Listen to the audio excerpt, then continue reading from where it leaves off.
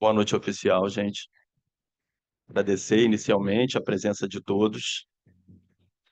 Muito feliz, né? Eu sempre comento que a gente trabalha o dia inteiro, aí vem para cá para estudar mais um pouco, para discutir mais um pouco, para prestigiar os amigos que vão palestrar, para aprender mais um pouco. E o nome do evento é Debate sobre Teste, para a gente debater amigavelmente ao final, né? Esse é nosso evento 23 do ano, a gente está muito orgulhoso com isso, tá? Trabalhamos bastante e, e a gente não vai parar até o final desse ano. Ano que vem a gente vai reduzir um pouquinho a marcha, porque o Pneumo em Rio acontece em outubro e a gente precisa voltar as atenções, principalmente para o Pneumo em Rio, nosso vice-presidente, doutor Tiago Mafó, mas o debate sobre TERJ, por exemplo, é um dos eventos que vai seguir, né, não obstante a prioridade seja do Congresso. Lembrar, né, já está aqui disponível nos nossos slides, que a gente vai ter mais um curso, o curso de doenças intersticiais, vai acontecer dia 23 de novembro desse mês, portanto, no Berkeley, em Botafogo. As inscrições já estão abertas pelo site da Simpla e eu espero encontrá-los lá. O nosso podcast sobre TERJ vai para o 6º episódio, agora dia 2 de novembro. 2 de novembro. 2 de novembro, o 6º episódio vai estar disponível. É depois de amanhã, né? Vai estar disponível. E ele vai falar sobre a trilha 2 do Gina. Tá? O episódio 5 foi sobre a trilha 1, agora a trilha 2 e a trilha alternativa. Agradecer muito à AstraZeneca por nos apoiar, por estar aqui conosco, pela confiança e pela maneira simples, fácil, amigável, prática de trabalhar. A gente sempre agradece quem nos apoia, mas eu quero agradecer de maneira especial pela simplicidade que levam e o respeito que levam com o nosso trabalho. Teremos 2 palestras, então, e eu vou iniciar convidando o Dr. Alexandre Siminelli, que vai falar sobre as novas perspectivas do tratamento da asma grave, permeado por um caso clínico dessa vez, a experiência com um caso clínico com utilização do TESPRI. Em seguida, posterior, vamos ter a palestra do professor Agnaldo José Lopes sobre as novas diretrizes da ATS e da IAS para a função pulmonar. Não só o que há de novo, mas o que a gente já pode usar na prática nesse exato momento, né, na atualidade. Então, e logo em seguida o debate. Alexandre, por favor, tenha a palavra. Muito obrigado. Obrigado, palestrantes, por terem aceito estar conosco essa noite. Sempre um prazer. Obrigado, Léo. Obrigado aos colegas pela presença, obrigado à Astra pelo convite e à Sopterj pela ousadia de me deixar palestrar. E eu vou passar um caso clínico real, né, do meu consultório. Não tem nada inventado. Eu aumento um pouco, mas não invento.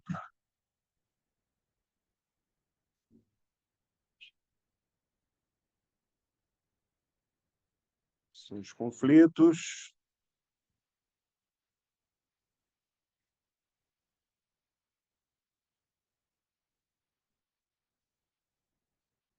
Bom, é uma paciente de 76 anos, branca, mulher, viúva, do lar, católica e natural aqui do Rio de Janeiro.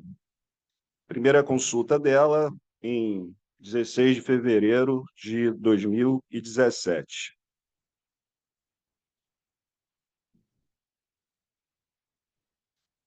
Onde é que passa aqui?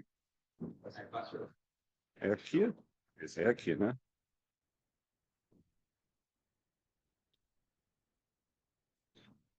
Bom, a queixa principal dela era a falta de ar. Começou na infância a ter sintomas. Episódio intermitente, espinéia, sensação de aperto no peito, sibilos, aproximadamente uma vez por mês. Ficou adolescente, parou de ter sintomas e que retornaram após os 50 anos de idade. E aí esses episódios se tornaram mais frequentes. Fez diversos tratamentos ao longo da vida, imunoterapia, homeopatia, simpatia, e nos últimos 2 anos os sintomas se tornaram praticamente contínuos. E nos últimos 30 dias houve uma exacerbação importante da sintomatologia dessa doente. Ela começou a ter dispneia aos mínimos esforços, sibilos, tosse, expectoração purulenta, sem febre, foi diversas vezes atendida em pronto-socorro, não tinha pirose, não tinha sintomas nasais. Ela tinha de história pregressa uma hipertensão, que ela tratava com losartana, tinha feito uma artroplastia de quadril há 3 anos antes dessa consulta, sem nenhuma intercorrência, e uma internação hospitalar 2 anos antes por pneumonia, exacerbação, enfim, não ficou muito bem definido por que essa paciente internou. De história familiar, ela tinha uma mãe que havia falecido de doença cardíaca, o pai faleceu de neoplasia de próstata, um irmão que faleceu de DPOC, não tinha histórico de atopia ou doenças pulmonares na família, não era tabagista, nem ativa nem passiva, não bebia, conviveu com cães boa parte da vida, praticava yoga, cantava em coral e fazia fisioterapia respiratória 2 vezes por semana.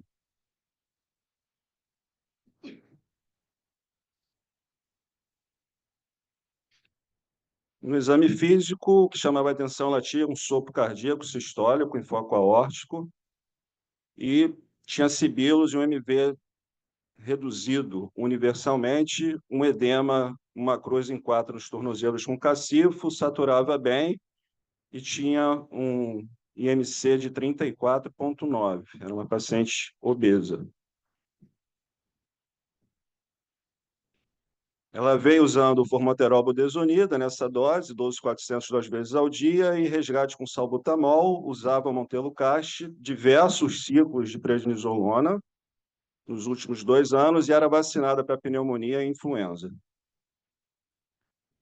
Então, foi calculado o ACT, no ACT de 11 na admissão dessa doente, foi mantida a medicação habitual, foi feito um ciclo de antibiótico por conta daquela tosse com expectoração purulenta, novo ciclo de prednisolona, ela sibilava, estava com muita dispneia, associou-se o tiotrópio e foram solicitados os exames para a conduta inicial.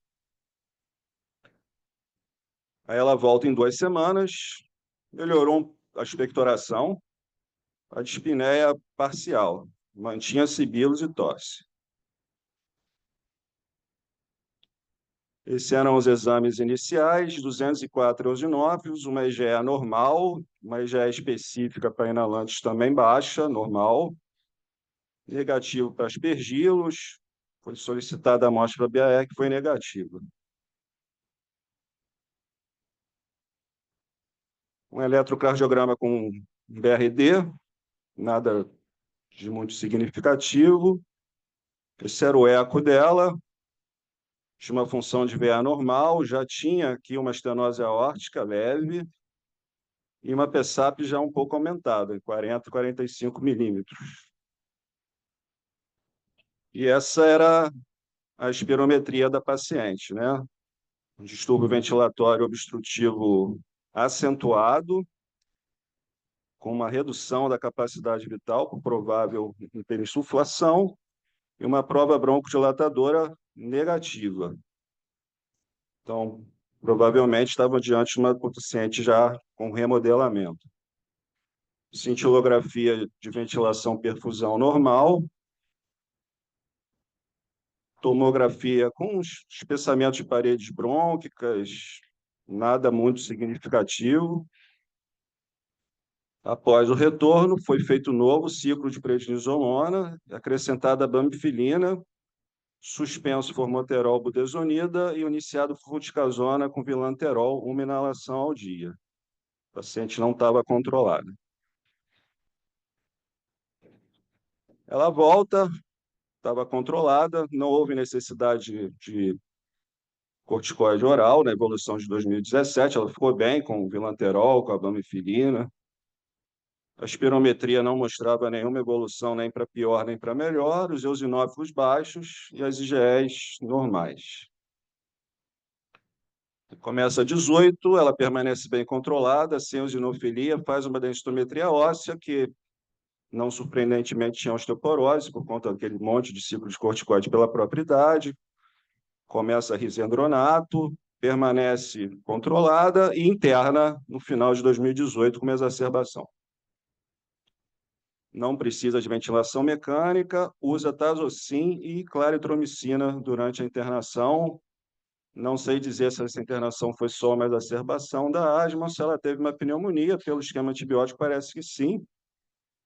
Volta bastante dispneica, com piora do ciclo cardíaco.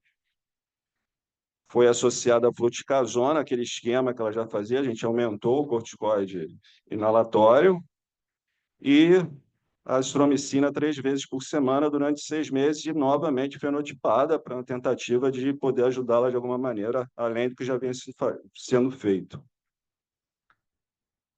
19 fica controlada, GEs persistentemente baixas, a gente não conseguia encontrar alguma coisa para ajudar por esse lado. Exacerba novamente, novo ciclo de corticóide, levofloxacina na emergência e com uma radiografia de tórax normal. E, finalmente, em 19 de setembro de 19, a gente acha um eosinófilo, depois desse monte de ciclo de corticoide, acima de 300, e consegue iniciar um imunobiológico para ela, para a gente ver como é que ela vai responder, e o imunobiológico iniciado foi o mepolizumab. Ela fica bem em 2020, controlada, mantinha a queixa de edema de membro inferior e a piora do sopro sistólico. O ecocardiograma, a estenose passou de leve a moderada, a PSAP aumentou um pouquinho, começou com o segmento do cardiologista, a asma permanecia controlada, mas começou a queixar de lipotímia, tonteira, muito provavelmente por conta da doença valvar. 2001 controlada, estenose aórtica moderada, PSAP de 50, seguiu em acompanhamento com o cardiologista. Interna com Covid, em julho de 2022. Não precisa de ventilação mecânica e faz uma troca valvar aórtica por via endovascular em 2022. E, novamente, exacerba a asma durante o ano de 2022 e faz já em uso de mepolizumab. Essa paciente ficou muito bem em 2021, ficou bem controlada, assintomática, o que coincidiu com a pandemia. Não sei se ela não saía de casa, não tinha contato com vírus, não tinha contato com ninguém, ela ficou bem, mas também tinha mepolizumab, enfim.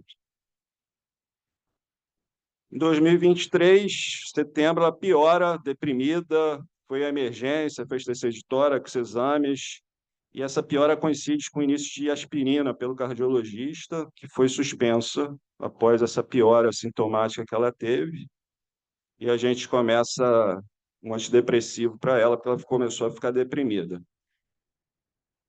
Piora da dispneia, então começa a exacerbar de asma de novo, e novamente toma corticoide com tudo que ela vinha fazendo. A paciente tinha uma boa aderência, ela tinha uma boa técnica inalatória, ela era obesa, não tinha nenhuma comorbidade, assim, a polissonografia ela se recusava a fazer. Tá? Piora novamente, estertores nas bases, aí a gente troca o vilanterol fluticasona por etiotrópico por rompeterol, glicomethazona, glicopirrona. Uma tentativa de atingir pequenas vias, tentar uma melhora sintomática. A preocupação com a fluticasona por conta das infecções respiratórias que ela vinha fazendo. Foi solicitado um BNP, iniciada a furosemida por conta dessa estertoração, e ela tinha um BNP de 3.000. Então, tinha um componente de congestão pulmonar também, aí começa a misturar as comorbidades. Tem isso, melhorou, mas a ureia foi para 100, a creatinina dela foi para 2,5, a gente teve que suspender o diurético e as escórias renais normalizaram.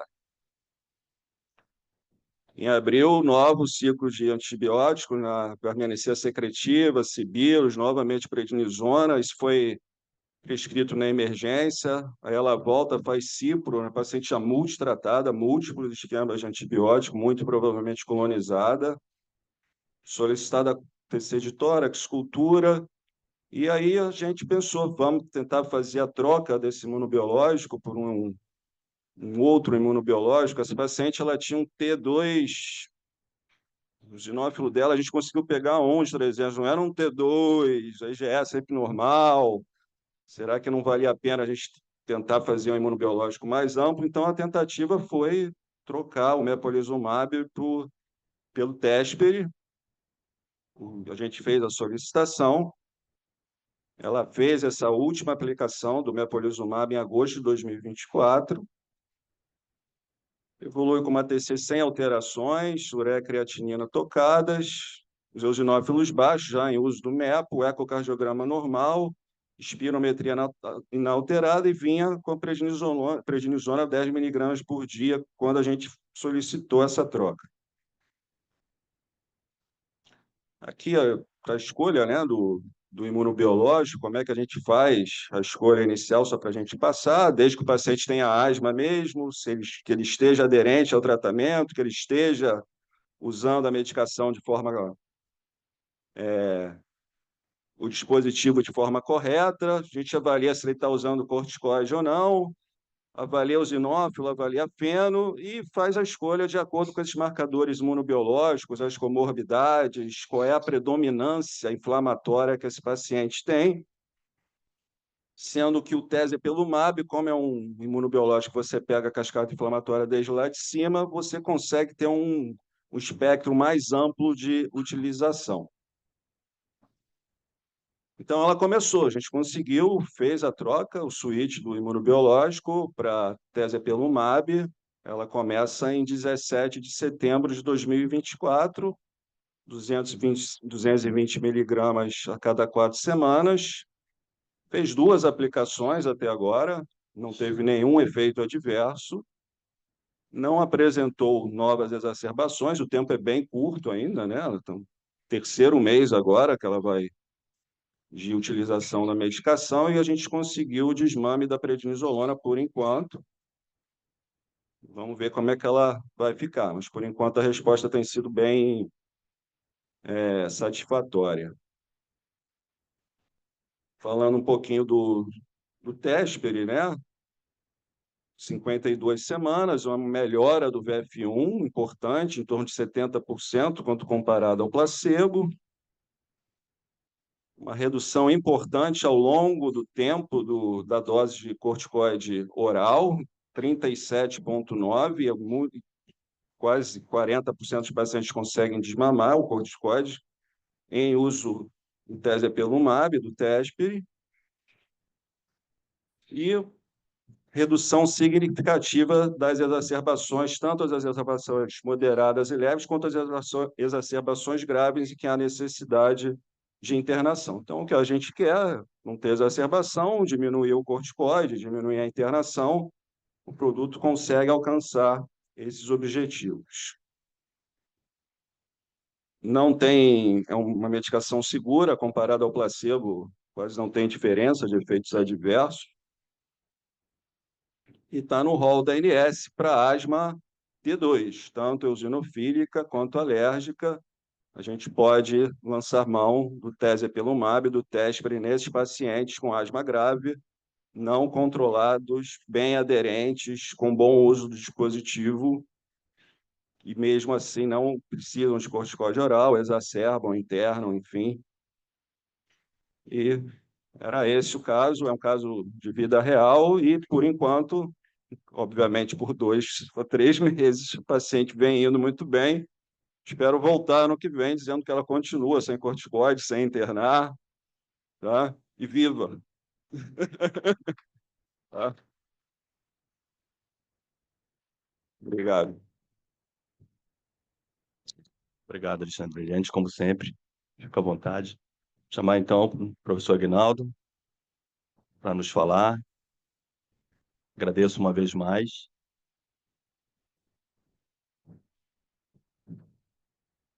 Obrigado.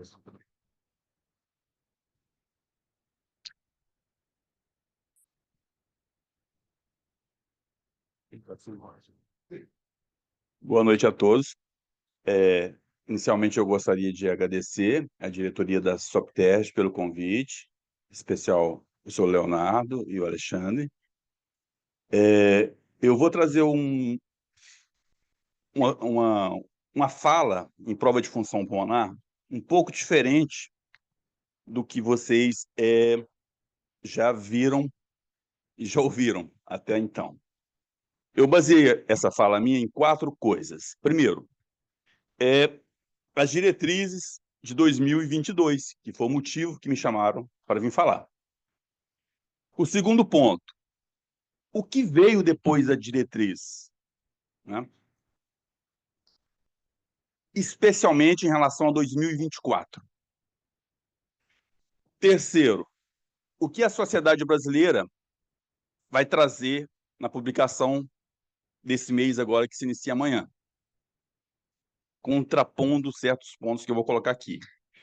E quarto, uma visão pessoal minha.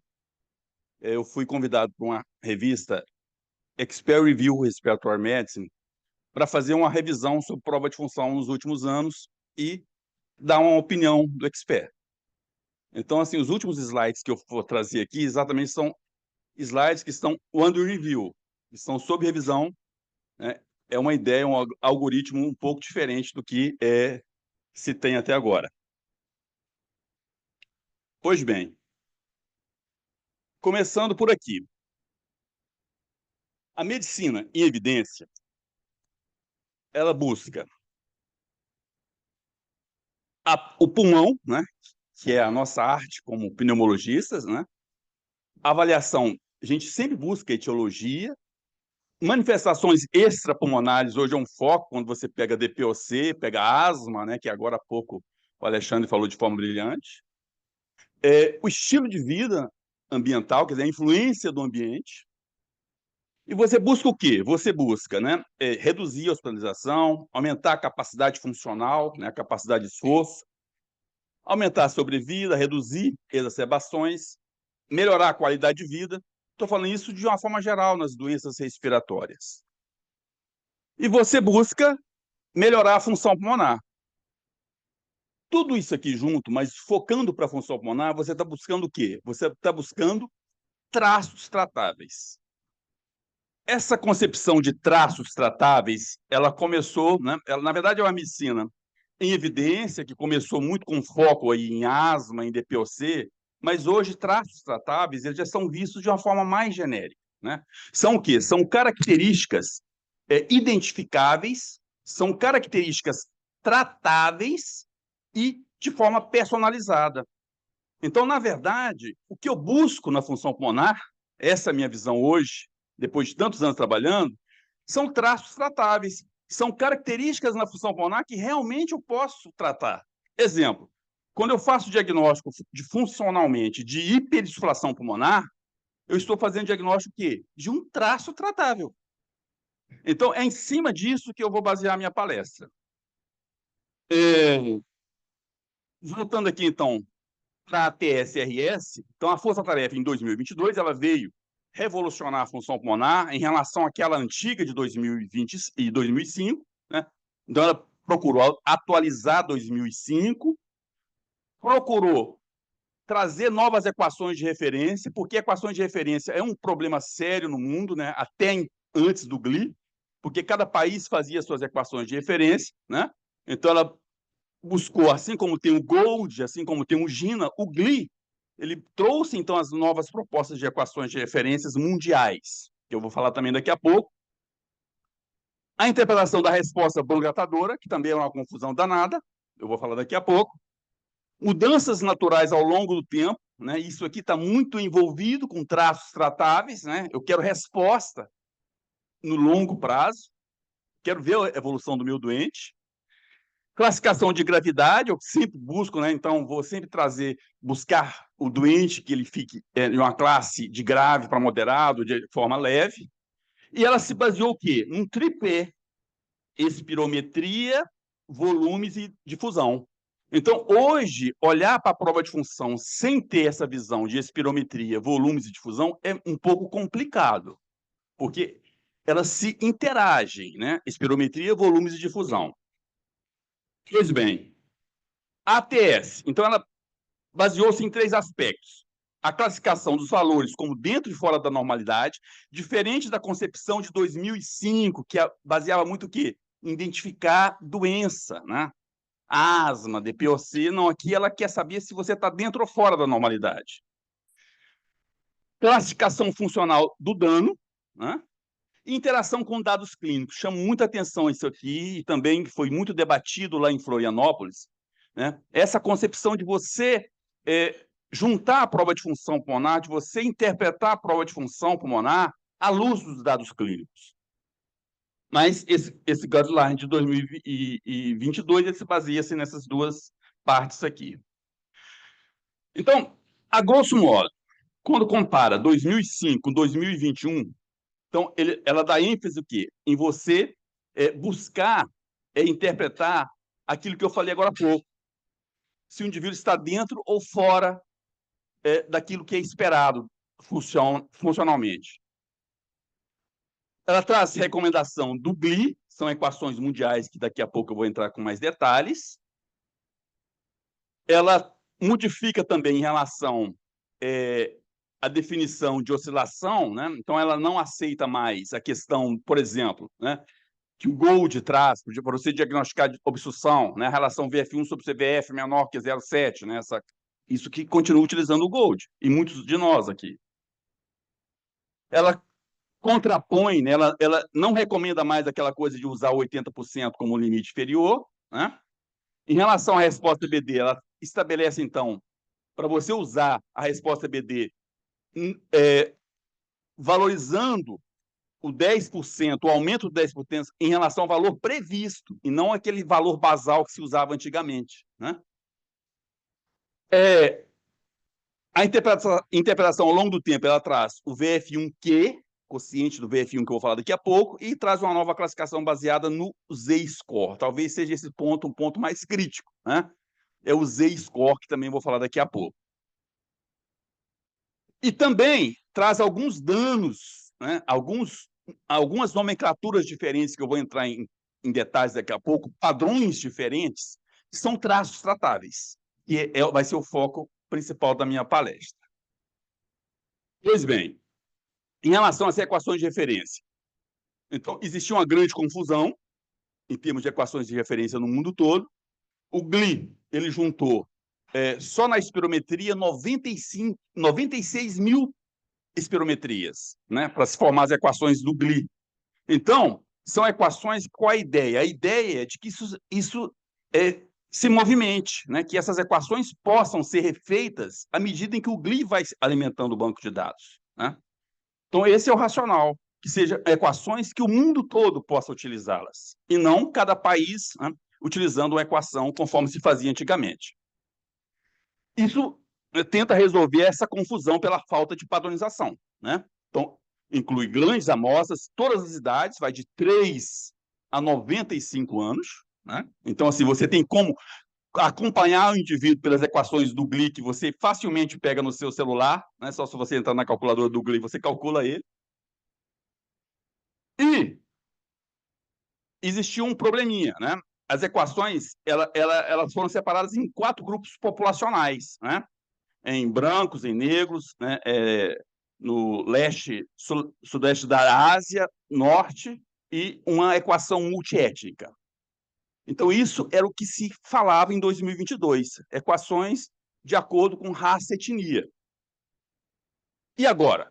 Agora, não mais se permite isso, né? A RS e a TS, diante da questão que se discute muito do racismo estrutural, ela vê muito separar por raças, isso é uma questão muito complicada. Isso foi debatido lá em Florianópolis também, e a ideia é o quê? A ideia é que se descontinue, né? Ano passado, a ATS pediu a descontinuação da interpretação baseada em raça e etnia, né? Porque isso tem não só um componente biológico, mas também existe a questão que eu acabei de falar, a questão do racismo, as questões socioeconômicas, que a gente sabe que tem profunda alteração na função pulmonar, né? Isso na DPOC, por exemplo, se estuda muito isso, né? A influência desde lá do nascimento, né, das condições socioambientais. Então, para resolver essa situação toda, né, se propõe atualmente o quê? O GLI global.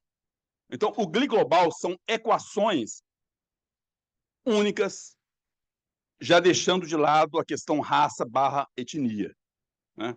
Porque isso hoje é visto, volta a falar da questão do racismo sistêmico, né? E isso aprofunda as desigualdades. Então, isso aqui é o que tem de mais novo em equações de referências, é a utilização do GLI global. São equações únicas, independentes da raça, mas que foram ponderadas pela raça. O Z-score. O Z-score, né, eu já fiz uma palestra aqui há um tempo atrás e volto a falar, né? Ele é o quê? É o quanto um valor previsto ele se afasta, em termos de unidade de desvio padrão, da normalidade. Então, seria nada mais do que o valor observado menos a média sobre o desvio padrão. Talvez fique mais claro aqui, né? Então, o Z-score está aqui, né? Então, por exemplo, né, quando eu vejo aqui a curva de Gauss e vejo que o indivíduo aqui, por exemplo, no quinto percentil, quer dizer que ele tem o quê? Que ele tem ainda 5% de chance de estar fora da normalidade. Você chamar ele de um indivíduo normal quando ele não é. Então, o Z-score, alguns equipamentos já só traz o Z-score. Você já interpreta só pelo Z-score. Então, aqui fica claro, quando eu vejo no Z-score, a tendência é essa, tá? Então, quando eu vejo aqui, então, o quanto o indivíduo se afasta da média. Então, eu vejo aqui que esse indivíduo, por exemplo, ele tem um VF1 já bem afastado, né? Uma CVF muito próxima da média e uma relação VF1 sobre CVF também já bem afastada, né? Então, classicamente, isso aqui, estou diante de um distúrbio obstrutivo, né? Então, a tendência é de cada vez mais. Qual ainda é o empecilho? É que muitos equipamentos, né, muitos softwares, especialmente os mais antigos, eles ainda não têm o Z-score. É uma coisa que a gente está tendo uma certa dificuldade na UERJ, por exemplo. A gente está trabalhando com os equipamentos antigos para incorporar o Z-score. Então, a TSRS ela recomenda, né? Então, o Z-score nada mais é do que esses valores aqui, em termos de desvio padrão. A classificação de gravidade também, então ela vem também trazendo o Z-score, ou seja, né, de acordo com o Z-score, né, menor que menos 1,64, seria normal, né, entre menos 1,65 e menos 2,5, leve, entre menos 2,51 e menos 4, moderado, menor que menos 4,1, grave. Então, essa é a classificação do Z-score. O que é importante nesse ponto de classificação? Isso é gravidade de dano funcional e não necessariamente gravidade de doença. Gravidade de doença é uma coisa muito mais complexa. Gravidade de doença engloba qualidade de vida, né? Engloba comprometimento da capacidade funcional, da função física, é uma coisa que eu estudo muito, e exames de imagem, né? Então, na verdade, quando eu falo em gravidade de doença, é muito diferente de gravidade de dano funcional. Então, é isso importante ter a mente do ponto de vista da função pulmonar, que eu estou vendo gravidade de função pulmonar e não gravidade de doença. E agora, em relação a essa questão do Z-score? Artigos recentes mostraram que Z-score são isentos de viés decorrentes de variáveis demográficas e antropométricas, ou seja, cada vez mais se acentua a importância do Z-score. Ele é útil na definição de limite inferior ou superior e na simplificação da interpretação da função pulmonar, conforme você no slide anterior, né? E eles suplantam o uso da abordagem do percentual do previsto que até então era utilizado. Resposta BD. Então, a resposta bronquilatadora, então, ela veio também uma ideia desde o consenso europeu, lá no início do milênio, né? O consenso europeu já trazia, você tem que calcular em relação ao previsto a resposta BD e não em relação ao basal. Então, a ideia atual é essa aqui, a equação é bem simples, a resposta BD como o valor pós-BD menos o pré-BD dividido pelo valor previsto e não pelo valor pré-BD que se fazia antes. Por quê? Porque quando você calcula em relação ao valor previsto, você está jogando ali a questão de sexo, autoridade na resposta BD.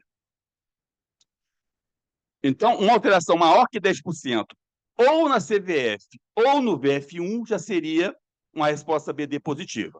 O que o consenso brasileiro traz nesse mês de novembro, que se inicia amanhã? Ele traz o 10%, mas para indivíduos com espirometria normal. E mantém o 7% em relação ao previsto, lá do consenso de 2002, né, para indivíduo com diagnóstico de doença pulmonar, né, especialmente DPOC e asma. Só voltando à equação de referência, as diretrizes da SBPT ainda vão manter as equações brasileiras, ainda não vão recomendar o GLI, mas isso é passageiro, né? Vai ser um momento em que o GLI vai chegar no Brasil e não tem como. E agora, né, em relação à resposta BD? Tem trabalhos agora recentes, 2023, mostrando que 27% dos casos mudaram a resposta BD significativa para não significativa. Essas mudanças de resposta BD, quando você traz esse novo cálculo, acontece principalmente em homens com DPOC ou asma e em casos graves. E ocorre menos em mulheres em casos leves. Então, tem vários trabalhos apontando nessa direção. Ao longo do tempo, como é que você avalia se o seu paciente melhorou, né, ao longo do tempo, seja um DPOC, seja um asmático, seja uma fibrose pulmonar? Então, se recomenda o quociente do VF1. Nada mais é do que o VF1, né, pelos valores do primeiro percentil específico do sexo. Bem simples. É o valor do VF1 dividido por 0,4 para mulheres e dividido por 0,5 para homens. Né? Então, exemplo, uma mulher de 70 anos de idade com um VF1 de 0,9 litros, seria o quê? O VF1, que seria 0,9 dividido por 0,4, que daria 2,25. Qual a importância disso? Quanto mais próximo de 1, maior o risco de morte. Então, os estudos recentes mostram exatamente isso. O VF1Q é fortemente associado à sobrevida. Os estudos de 2023 e agora de 2024 também. Então, VF1Q é uma abordagem neutra em relação à raça para interpretar o VF1, então se distancia daquela questão do racismo estrutural que eu falei agora há pouco. Além disso, além da questão da mortalidade, o VF1Q tem sido associado a exacerbações em DPOC e ao status funcional do indivíduo, que realmente é o que eu quero, né? O que importa. Esse estudo é um estudo interessante aqui de 2024. Em relação aos distúrbios, agora chega a parte mais crítica, né? Então, o distúrbio ventilatório restritivo, ele agora é dividido em dois, né? Ele é dividido em restrição simples, que seria quando a CPT e a CVF reduzem proporcionalmente, e DVR complexo. 70% dos casos estão aqui, 30% dos casos estão aqui. O que seria o DVR complexo? É quando, além da restrição, eu tenho algum componente que esteja dificultando o esvaziamento pulmonar, o esvaziamento alveolar, ou seja, algum componente obstrutivo, que na verdade é o quê? Estamos diante de um traço tratável. Então, assim, é importante eu ver hoje a restrição e ver se ela não é complexa. Daqui a pouco eu vou explicar sobre isso também com mais detalhes. E mais importante ainda também é em relação a essa diferença CPT percentual menos CVF percentual. Em geral, no DVR complexo, essa diferença se alarga. E quanto maior essa diferença, mais complexo é o distúrbio. Mais complexo é o distúrbio. Então, estou diante de um traço tratável. Então, os estudos recentes mostraram que o DVR complexo é mais prevalente em mulheres jovens, em obesos, indivíduos com disfunção diafragmática, doença neuromuscular, bronquiectasia, hipertensão pulmonar e padrão de atenuação em mosaico na TC, e menos prevalente em pacientes com DPI. Doença pulmonar intersticial, geralmente aqui, ó, DVR simples, mas ficar de olho no DVR complexo. Padrão inespecífico. O que é um padrão inespecífico, né? Um padrão não específico? Prefiro a palavra não específico. O padrão não específico é aquele indivíduo em que você faz a espirometria e você tem uma CVF reduzida sem DVO, sem obstrução. E aí você vai medir volumes. Quando você mede volumes, o que você espera da CPT desse indivíduo aqui? Uma CPT reduzida, né? Mas tem um trabalho antigo lá, publicado em 2005 no Chess, mostrando que quando ele mediu a CPT, um grupo grande, mais de 5 mil indivíduos, quando mediu a CPT, em 57% dos casos era realmente restrição, CPT reduzida. Mas em 43% a CPT estava normal. Se a CPT está normal, eu não posso chamar isso aqui de restrição.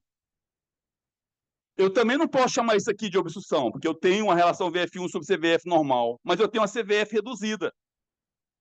Isso é um padrão não específico, né? Na verdade, 2/3 dos casos mostram diagnóstico clínico de DVO, né? Então, você teria que partir para outros métodos, por exemplo, avaliar doença de pequenas vias aéreas, avaliar resistência de vias aéreas. E 1/3 desses casos não recebeu um diagnóstico de DVO. Então, isso é importante porque você passar, né, esses indivíduos, aprofundar a análise da função pulmonar, porque você está diante de um traço tratável, que é o que interessa para a gente. Padrão prisma, né? Começou muito na história da DPOC, muitos de vocês aqui estudam bastante DPOC, né? Então, o padrão prisma, na verdade, ele começou com a historinha na DPOC, seria o quê? O indivíduo com um VF1 menor que 80%, com a relação VF1 sobre CVF normal, né? Lá o GOLD, maior que 70%, né? Note que a gente está condenando tanto, né, o percentual do previsto, mas sempre a gente volta ao GOLD. Por isso, daqui a pouco eu vou finalizar com a questão do GOLD. Então, e especialmente se o indivíduo é fumante, não fumante, e tem isso aqui, uma espirometria com a razão, né, preservada, a razão VF1 sobre CVF preservada, né, mas uma espirometria alterada, então, esse padrão é identificado por medir, ele é dito quando a CPT não está disponível. Porque se a CPT está disponível, eu meço a CPT, eu vou revelar o que é isso aqui. Mas, do ponto de vista de estudos epidemiológicos, um padrão de VF1 pós-BD reduzido, com a relação VF1 sobre CVF normal, no indivíduo, especialmente fumante e não fumante, é o que chamamos de padrão PISA, que também tem outras derivações aí, né? Tem muitos chamando também isso de pré-DPOC, né? Pré-DPOC está englobado aqui. A prevalência desse padrão é grande, estimado em 10% da população mundial tem o padrão PRISMA. Hoje sabe que ele está associado não só à DPOC, mas à obesidade, e em países pobres também à desnutrição, à poluição atmosférica, ao baixo crescimento pulmonar, que é aquilo que começou essa historinha na DPOC, né? 25% dos indivíduos progrediram para DPOC após 5 anos no estudo COPD-GEN. Quer dizer, um percentual muito grande desses indivíduos com padrão PRISMA vão se tornar DPOC.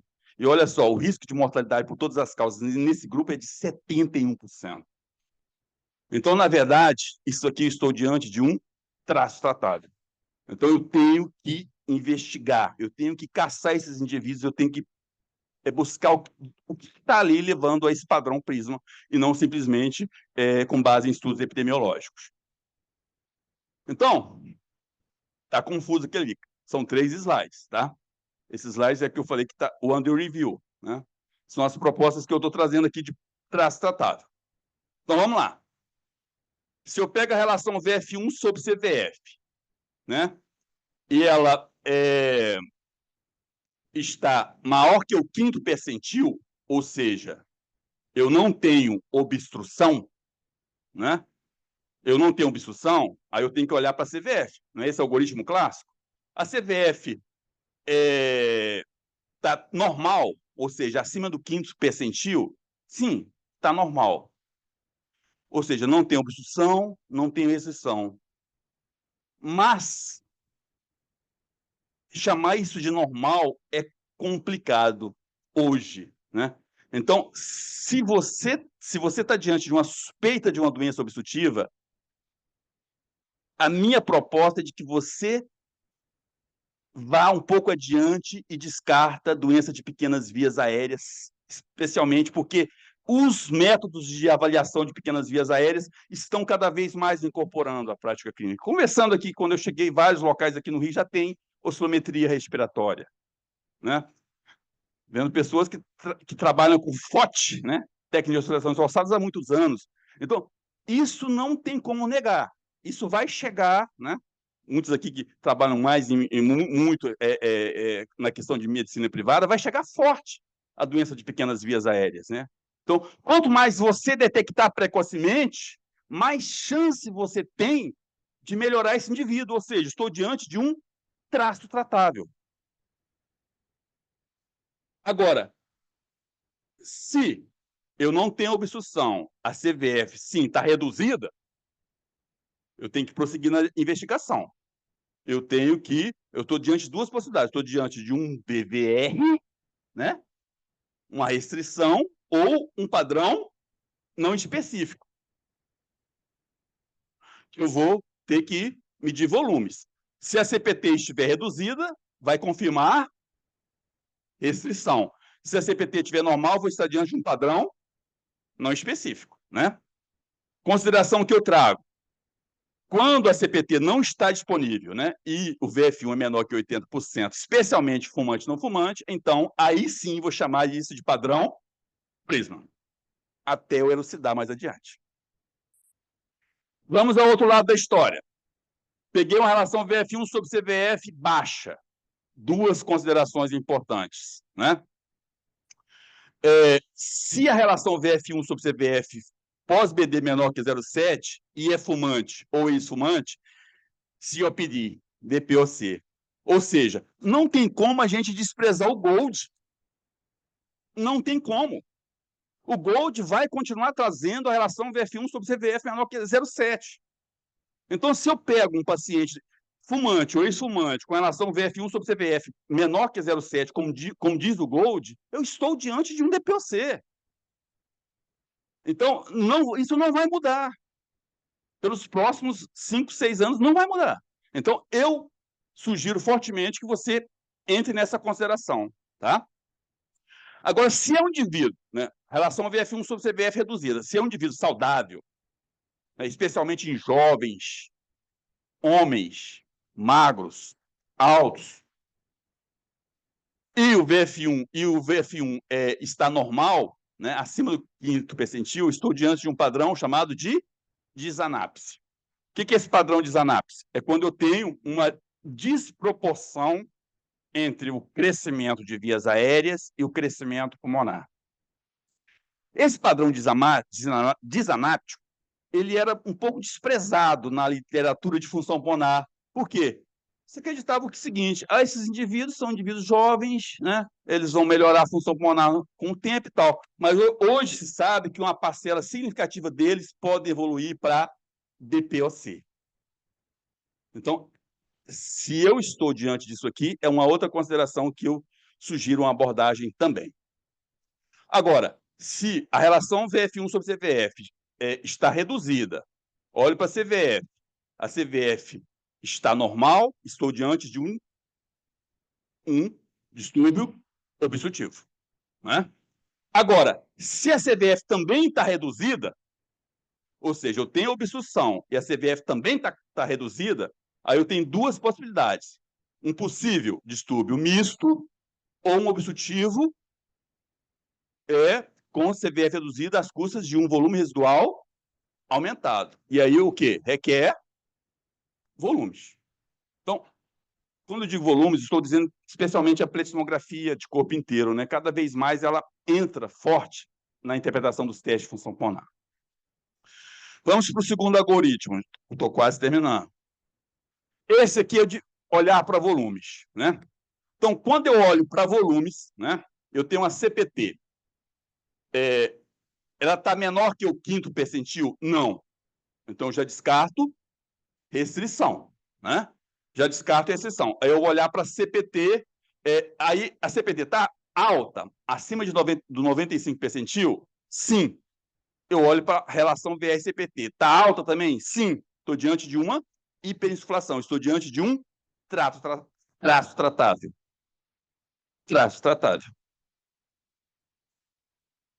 Se não, se ela não está, então isso aqui eu posso, no máximo, chamar de pulmões grandes, né, que pode ser uma variante da normalidade. Agora, se a CPT menor que o quinto percentil, não. A CPT está acima do quinto percentil, também não. Eu olho para a relação VS-CPT. Alta, sim. Estou diante de aprisionamento aéreo. Estou diante de um traço tratável. Né? Agora, se não, aí eu olho para CVF. Menor que o quinto percentil, sim. Padrão não específico. Aí uma consideração importante que esses casos aqui, uma parcela deles podem ser um DVR, uma restrição precoce. Então, olhar para essa consideração em vermelho aqui, por quê? Porque também é um outro traço tratável. Agora, se a CVF estiver menor que o quinto percentil, não, aí sim estou diante do padrão normal.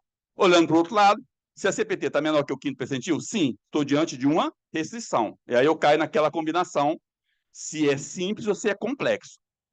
Simples, né? Olhe para a relação VS-CPT, maior que 95%, 95 do percentil. Sim, desculpa, não. DVR simples. O DVR simples é aquele que eu tenho redução de CVF, VF1, proporcionalmente, né? Consideração importante aqui, no DVR simples. Destacar se tem fluxos supranormais. É uma coisa que a gente usa já lá na UERJ há muito tempo, né? A presença de fluxos supranormais e que o consenso brasileiro vai reforçar isso agora em novembro, né? Olhar para a relação FEF25 sobre CVF FEF25, 75 sobre CVF, maior que 150%, isso aqui estou diante de fluxos supranormais, que é um indicador importante de redução de sobrevida. Continuando aqui, CPT menor que o quinto percentil, sim, estou diante de uma restrição. Olhar para a relação RCPT. Estou diante de um difenor normal? Sim, está normal. Está menor ou igual a quinto percentil? Não, está normal. Então, estou diante de um DVR complexo. Consideração aquilo que eu falei lá atrás. Olhar para a diferença CPT menos CVF maior que 10%. Quanto maior essa diferença, mais complexo é o DVR. Isso aqui é um traço tratável. Agora, se o difenor está bem reduzido, aí estou diante de um distúrbio ventilatório misto. E para finalizar aqui, vem a consideração de difusão, né? Difusão alta tem várias causas, né? As principais aqui são a asma, a obesidade, principalmente a combinação dessas duas. Né? Tem um estudo no CHESS mostrando que quando o indivíduo tem asma, ele é obeso, né? Especialmente em mulheres, vou ter muito difusão elevada, possivelmente por um redirecionamento do fluxo sanguíneo para os ápices pulmonares. Mas outras causas, né, de DLCO elevada, polistemia, hemorragia alveolar. Bom, a difusão está baixa? Sim, está baixa. Uma consideração importante é buscar isso aqui, ó. É uma coisa que eu estudo muito lá na UERJ.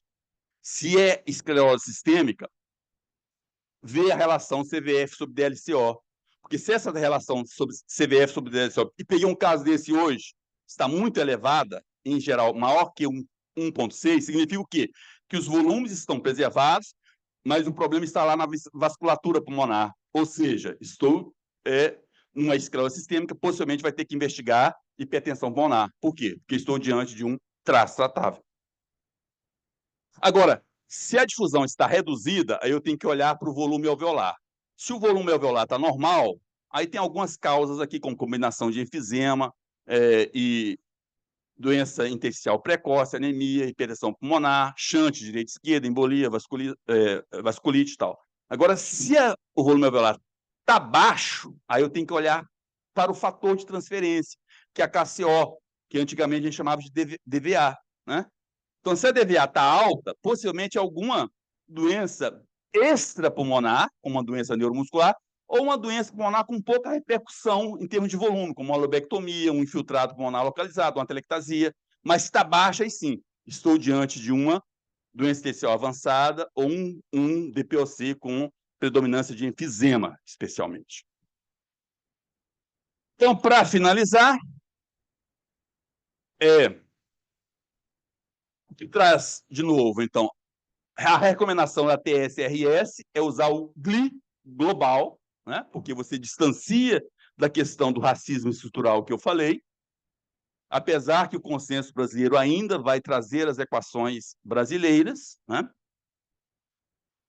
Olhar para o Z-score, o Z-score do ponto de vista cada vez mais, né? Os estudos mostram a importância dele, a validade dele, como era lá na pediatria antigamente, né? Então, os softwares, acho que o problema mais atualmente seja a questão dos softwares, né? Os softwares mais antigos, especialmente, porque os softwares mais recentes, eles já trazem o Z-score, e alguns laboratórios, até aqui no Rio, eles já trazem só o Z-score. Só o Z-score. Você já tem que interpretar a função pulmonar à luz do Z-score. O VF1Q, né, aquilo que eu falei, o quociente do VF1 é a medida que cada vez mais os estudos têm apontado como o melhor parâmetro para você avaliar mudanças na função pulmonar ao longo do tempo, e quanto mais ele se aproxima de 1, maior é a mortalidade, tem vários estudos mostrando isso. Olhar para o não específico, o chamado distúrbio inespecífico, agora não específico, né? Com um certo carinho, né? Por quê? Porque você pode estar diante de um traço tratável e não mais chamar de inespecífico, como a gente fazia até então. O DVR complexo, aquilo que eu falei, né? Ter mais carinho com o DVR complexo, né? Então, hoje, o distúrbio restritivo ele não pode ser visto mais simplesmente restrição. Você tem que dividir ele em restrição simples e em restrição complexa. Por quê? Porque se eu estou diante de uma restrição complexa, eu estou diante de algum componente obstrutivo que é, na verdade, um traço tratável. Olhar o prisma, né, com carinho também, né?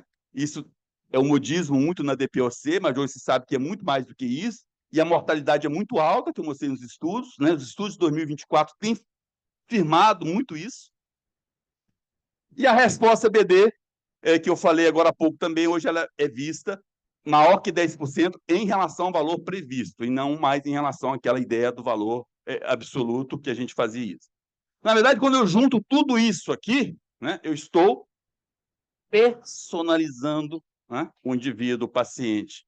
Eu estou centrado no indivíduo, dentro da multidisciplinaridade, baseado em evidência, no caráter multidimensional e na responsividade. Ou seja, eu estou à procura de um traço tratável. É isso. Muito obrigado.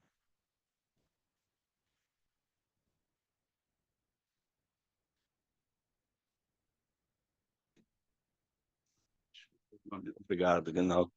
Como sempre, excepcional. Vou pedir para você ficar aqui, Aguinaldo, por favor. Alexandre Seminério, te peço também para estar aqui conosco. Nós vamos começar o debate, então. E abro para perguntas, questionamentos, reflexões. Alguém tem alguma pergunta? Logo o professor Bravo, Aguinaldo. Aqui. Doutor. Ah, é verdade. Aqui está. Esse fica com vocês. Vem para você. Alô? Dá para ouvir daí? Boa noite, Aguinaldo. Boa noite a todos. Parabéns por ter condensado um assunto tão complexo em um tempo bastante curto. Eu tenho uma pergunta, Aguinaldo, que realmente estou fazendo porque não sei a resposta, que é a seguinte, sobre o VF1Q, para acompanhar a progressão de doença. É o que eles dizem, né? Tá. E a partir de que grau de piora se considera que houve uma piora significativa? Eles definiram isso? Está falando em relação ao VF1Q? Sim. Quanto mais ele se aproxima de 1, Sim, mais grave é. claro. Né? Tá. Tem vários estudos apontando em relação a isso. Agora, talvez ele não tenha trabalho ainda, mas o que eu acredito, né, e acho que estudos vão mostrar isso mais adiante, por exemplo, um DPOC grave, né? Um DPOC grave, o VFU já cai tanto, que ele já passa a não ter mais importância o decaimento. E aí eu acredito que nessa situação, aí talvez ele não tenha mais tanta importância. Talvez seja importante você olhar, por exemplo, para resistência de vias aéreas, para a relação VR-CPT. Eu concordo, né? Pior ainda é o caso do restritivo, né? Que à medida em que uma doença intersticial fibrosante progride, o VFU tende a cair menos do que a CVF. Sim. Os critérios atuais para acompanhamento da piora evolutiva ou melhora de um paciente com uma doença intersticial fibrosante são as mudanças na CVF e na difusão. Sim. O VFU às vezes até aumenta por causa do aumento da retração elástica. O VF1, ele vai, O que o de certa VF1Q forma... vai poder revelar no caso específico? Certo. O VF1, de certa forma, ele acompanha a CVF, né? Logicamente que nas doenças intersticiais, como você falou, é olhado mais a importância, concordo, com a CVF e LCO. Mas a ideia do VF1Q é de você trazer um parâmetro universal, não digo que seja único, mas que possa ser utilizado de maneira simples e por várias populações e por vários países com fontes de recursos diferentes. Então, vem mais ou menos com aquela ideia do Gold. Né? Quando o Gold trouxe a questão da relação VF1 sobre CBF, ele quis simplificar. Então, a história aqui é de tentar simplificar. Tá bom. Ok, obrigado. Então, Mais alguma pergunta? Renato.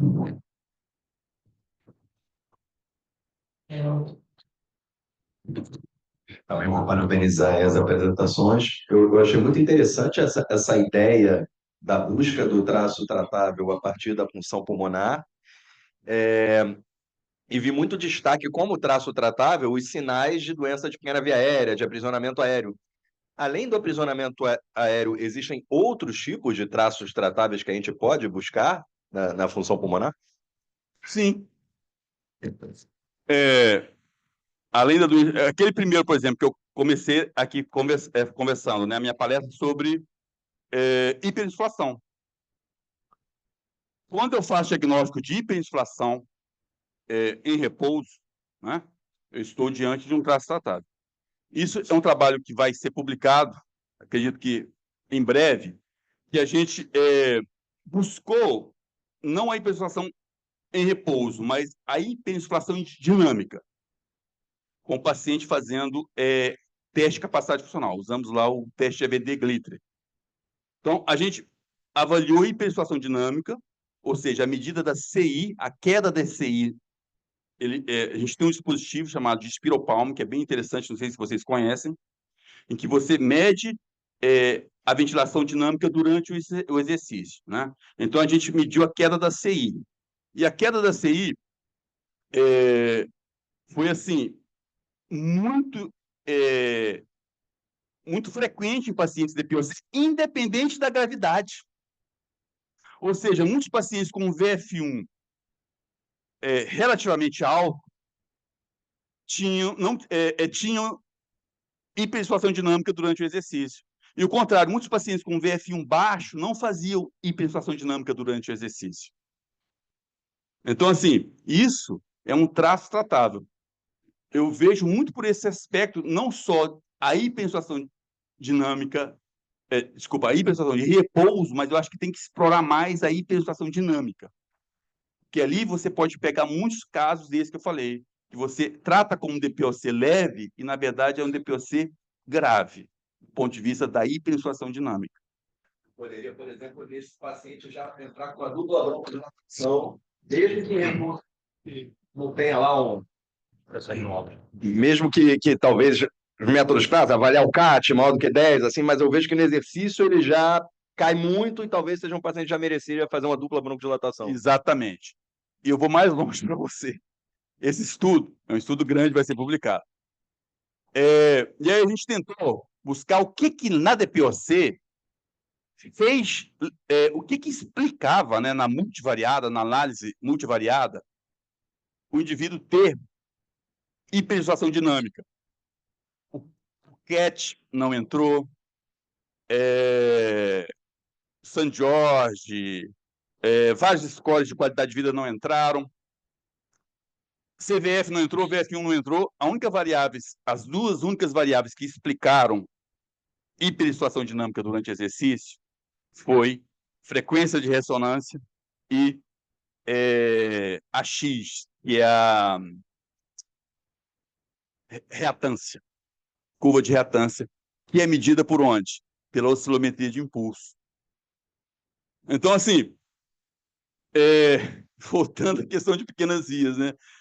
Mesmo diante de avaliação de um paciente durante o exercício, buscando hiperpersuasão dinâmica, só que esses caras fizeram antes do esforço, fizeram espirometria, fizeram pletismografia, fizeram avaliação de pequenas vias. E foi a doença de pequenas vias que explicou. Ou seja, quanto mais grave era a doença de pequenas vias, mais quantidade ele fazia de hiperpersuasão dinâmica. Acho que a Mônica. Mônica.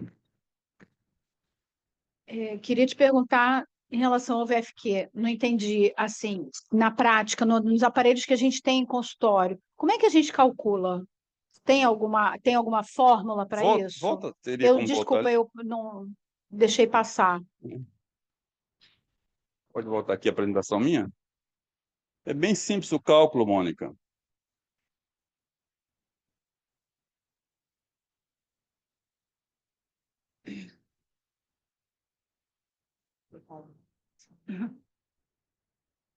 Sacaninho caiu. Pode ir. Pode ir. Pode ir. Não, pode ir.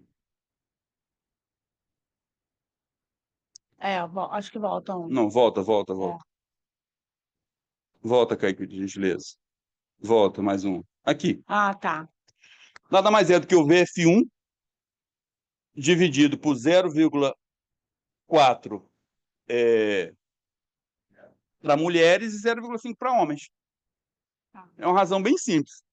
Já tem estudos, né? Isso começou na questão da DPOC, mas já tem estudos. Se você entrar no PubMed, você vai ver VF1Q em doenças intersticiais, na FPI, VF1Q em asma, VF1Q nas doenças do colágeno. Então já tem vários estudos sobre isso. Obrigada.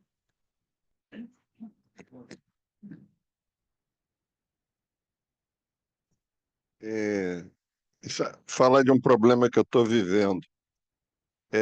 Me chamaram para ajudar a botar em funcionamento um pletismógrafo italiano, Cosmed. Eles,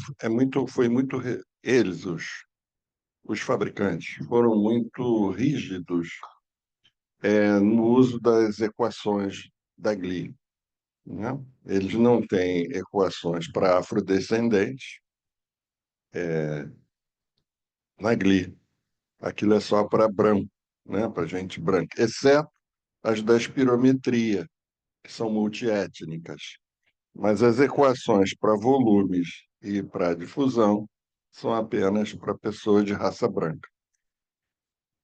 E os italianos lá implementaram as equações impedindo a aplicação em pessoas não brancas.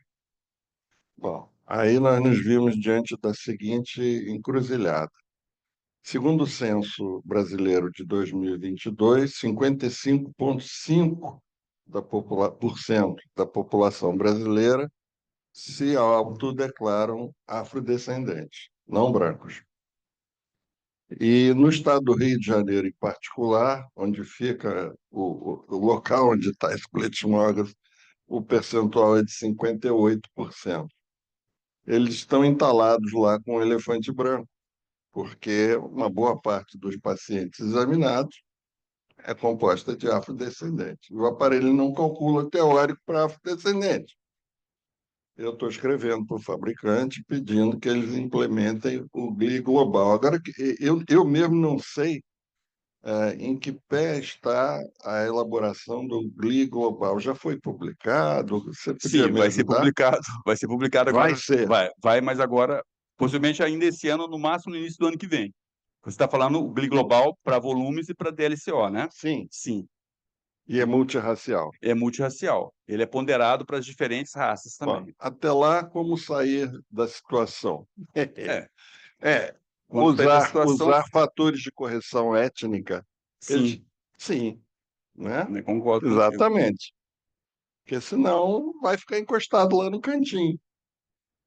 Bom, A ideia, o Bravo, do GLI Global é exatamente isso, é para reduzir a confusão, né? É, é de que o mundo todo use equações, as mesmas equações. Por que isso é importante? É porque se você faz um exame comigo lá na UERJ, ou faz um exame particular com o Renato, por exemplo, ou um exame com você, pode ser que é, o fato das equações é que estejam levando o indivíduo a uma pior ou uma melhora da função pulmonar, porque você usou uma equação, você usou outra equação e eu usei outra equação. isso acontece Então, hoje. se você uniformizar, e essa é a ideia do GLI global, se você uniformizar as equações, então você vai ter. Não é interessante você só dizer se é normal ou anormal, mas é você sempre ter o baseline do indivíduo e acompanhar o valor dele em relação ao baseline. Correto, Né? correto. Então, acho que isso que é o grande barato da história do GLI global. É que você consiga acompanhar longitudinalmente o indivíduo com aquelas mesmas equações de referência. Né? Correto. Do Concordo. contrário, fica mais fácil, então, você olhar só pelo valor absoluto, né? O quanto ele decaiu ao longo do tempo. Perfeito. Obrigado. Nada. Mais alguma pergunta? Siminelli, por que, o que você acha? Por que essa paciente não respondeu ao imunobiológico utilizado antes do tezepelumab? Ela respondeu parcialmente, né? Ficou 2 anos controlada, com o viés da pandemia. Mas eu acho que essa paciente ela tem outras coisas que falam a favor de uma asma não tão T2 assim. Paciente obesa, uma asma apesar da infância, de uma predominância mais tardia. Então, talvez essa paciente ela tenha um outro fenótipo que não respondesse tão bem ao bloqueador de interleucina 5. E essa foi a ideia do switch do imunobiológico nessa doente especificamente. Uma oportunidade a gente usar, já que ela tinha eosinofilia, mas talvez que ela não tenha uma asma, ou seja, uma asma mista, talvez. E a ideia foi essa da mudança. Eu tenho uma desconfiança, não devia dizer em público, mas sei lá, às vezes eu sou desconfiado de que todas as asmas são mistas. Como um dia a gente pensou bronquite e enfisema, e hoje a gente sabe que isso não funciona assim. Né? Então, toda asma, mesmo aquelas mais alérgicas ou eosinofílicas, a gente não tem um marcador ideal para mostrar que ela tem uma porção de TH1, né? Então, não tem nenhuma prova do que eu acabei de dizer. Tá? Só uma suspeita. Deixa. Eu trabalhei com asma grave muito tempo atrás, junto com a Graça, né? Então, na época que a gente só tinha o omalizumab. E aí, muitos pacientes com asma grave mesmo usavam o omalizumab, mesmo que o perfil fosse assim, mais ou menos, você persistir, mas os doentes eram tão graves, que você tentava. Alguns pacientes melhoravam, mesmo sem terem uma IgE tão expressiva, um T2 tão. Mas esses pacientes depois deixaram de responder. E aí você conseguiu, né? Vieram outros imunobiológicos e a gente conseguiu fazer de uma maneira mais específica. Mas eu tenho uma paciente que está no terceiro imunobiológico, porque ela começou com omalizumab, respondeu muito mal, assim, só tinha o omalizumab na época, ficou 2 anos, coitadinha, continuou com muita crise, foi para IL-5, para anti-IL-5, continuou respondendo mal e hoje ela está na anti-IL-13 e foi o que resolveu a vida dela, que ela conseguiu ficar sem o corticoide. Então, eu acho que isso que o Léo falou, assim, os doentes são mistos mesmo, né? Então, e às vezes é um desafio você realmente fenotipar e ficar buscando lá, igual você está fazendo, faz hemograma todo mês para você buscar e ver o que você consegue fazer para ajudar, né?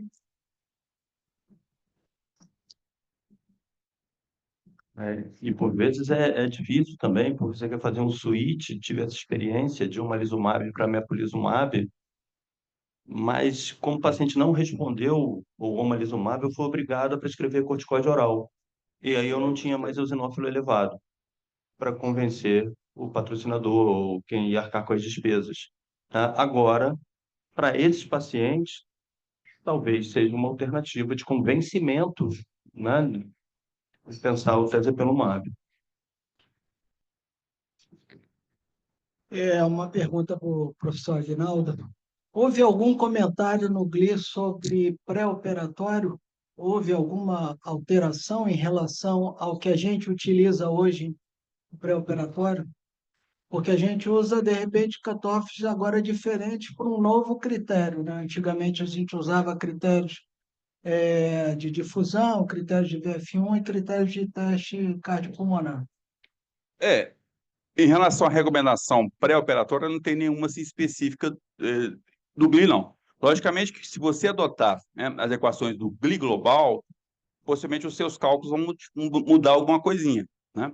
Mas o que eu faço na UERJ, né, os residentes aqui estão presentes também, Isabela, a gente usa lá na UERJ para avaliação pré-operatória, e a gente tem tido sucesso bastante com o pessoal da cirurgia de tórax, o duplo produto. Não sei se vocês têm usado também na prática clínica, né?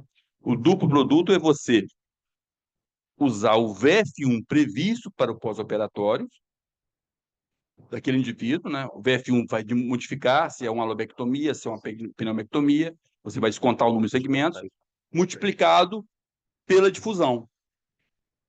Quando você avalia a difusão, você está avaliando troca gasosa. Então, assim, essa combinação de mecânica pulmonar com troca gasosa, eu acho que seria o ponto mais seguro do ponto de vista de operabilidade. Então, quando você multiplica o VF1 corrigido por pós-operatório, né? Corrigido com o número de segmentos, uma DLCO corrigida por número de segmentos, eu ainda utilizo muito aquele estudo clássico que aponta lá o número mágico de 1.650 para você dizer de alto ou baixo grau de mortalidade. Então, o que eu faço é isso, eu olhar tanto para a mecânica quanto para a troca gasosa. Eu acho que isso é fundamental, entendeu? Especialmente se é uma cirurgia de ressecção pulmonar, entendeu? Porque muitas vezes o paciente pode ter uma mecânica preservada, mas tem uma troca gasosa que a difusão olha para isso muito lá embaixo. Antigo, né? Oi? A gente não vai estar usando o critério antigo do VF1 e da DLCO? Sim, né, mas com as novas equações globais, né, você vai modificar o valor. Né? Vai mudar o ponto de corte. Começando a terminar, alguma pergunta a mais? Simonelli, perspectiva ou atualize-nos sobre possibilidade do tezepelumab estar disponível nos planos de saúde ou no SUS.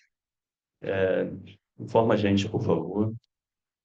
No rol da ANS, conforme o último slide ali, já está disponível para asma T2, né? Tanto eosinofílica quanto asma alérgica. Para asma não T2, não está disponível ali no rol da ANS. No PCDT, não sei se o Igor tem alguma novidade para a gente, eu não desconheço. Acho que não tem nenhuma previsão. No PCDT a gente ainda não submeteu, né? Então, tem uma intenção de colocar para T2 baixo, porque não tem nada disponível no SUS, mas para T2 alto ainda não tem nada, ainda não iniciamos a submissão, não. Ok. Então, vou agradecer imensamente aos nossos amigos é, É o diferencial, né, para ter dois baixos, né? Então, quero agradecer muito, de verdade, aos nossos amigos palestrantes, tá? Muito grato. Parabéns pelas apresentações. E desculpe, mas lembro de novo do curso de doenças intersticiais. As inscrições estão abertas. E do nosso podcast, a gente está indo muito bem no podcast. Gente, ajuda, por favor. Muitas visualizações, muitas curtidas, muitos comentários e seguidores e inscrever no canal, nem nós. Ninguém se inscreve. É o aluno que vai passar em todas as matérias no ano e vai perder em uma só. Então, eu faço esse apelo, por gentileza, para esse aluno passar, tá? Nos seguir. Para finalizar, então, ontem foi aniversário de uma pessoa muito querida, a doutora Paula Werneck, nossa Paulinha, e aí eu queria puxar um parabéns para você, que é o mínimo que ela merece. Vamos lá. Parabéns para essa data. Felicidade, muitos anos. Vamos para você, nessa data querida, muitas felicidades, muitos anos de vida. Ei, com quem será? Não. Bom, gente, obrigado mesmo, hein? Obrigado a todos pela presença. Agora, a sobremesa, uma confraternização e depois um bom retorno. Obrigado.